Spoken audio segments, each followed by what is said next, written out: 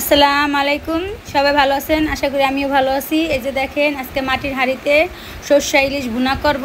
সেই হাঁড়িতে নিয়ে নিলাম পেঁয়াজ কুচি, হলুদের গুঁড়া 1 চামচ, মরিচের গুঁড়া 1 চামচ, ধনিয়ার গুঁড়া 1 চামচ, জিরার গুঁড়া 1 চামচ, লবণ দিয়ে নিলাম পরিমাণ মতো।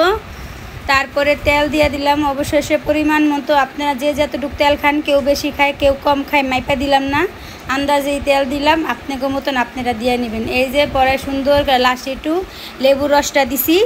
লেবুর রসটা দিয়ে এটার মশলাটা সুন্দর করে মাইখা নিলাম। তারপরে দিয়ে দিলাম সর্ষে বাটা অবশেষে, সেই সর্ষে বাটা।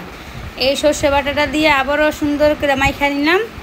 মাখার পরে আপনার ইলিশ মাছটা আগেই ধুইয়া একটু লবণ দিয়ে মরিচ দিয়ে রাইখা দিয়েছিলাম 10 মিনিট, ওইটা আপনাদেরকে দেখাইনি। এই যে সেই মাছটা এখন সর্ষে বাটাতে দিয়ে দিব।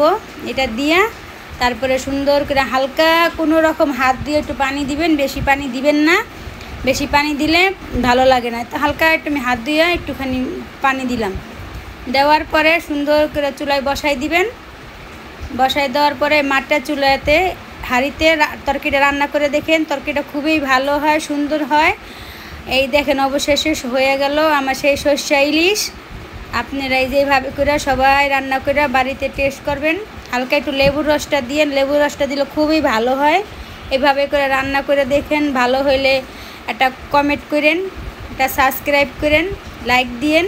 সবাই ভালো থাকেন। আল্লাহ হাফিজ।